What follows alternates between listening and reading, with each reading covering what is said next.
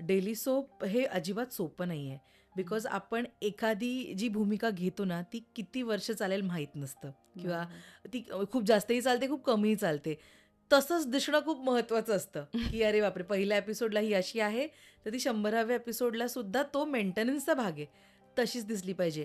तू जेव्हा सुरुवात केलीस डेली सोपच्या या सगळ्या गणिताला किंवा या सगळ्या मीटरला आपण म्हणूया, तुला कधी वाटलं आपण स्वतःमध्ये काही बदल करावे? मे बी दिसण्यात, वागण्या-बोलण्यात किंवा आपण कशाप्रकारे अपीअर होतो त्यामध्ये कधी तुला बदल करावे लागले इंडस्ट्रीसाठी?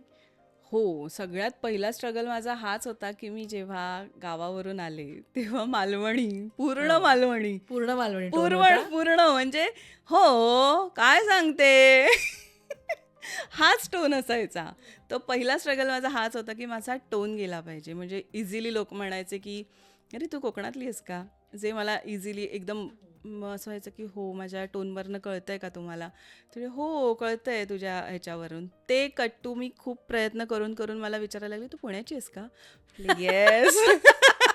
हे एक आपण पार केलेलं आहे. तर म्हणजे एवढं शुद्ध बोलायला लागलीस तू, टोन गेला. टोन गेला आणि सगळंच गेलं. म्हणजे तू पुण्याची आहेस? तू ब्राह्मण आहेस? म्हटलं नाही नाही नाही, मी कोकणातली आहे आणि मी हं. सकपाळ आहे.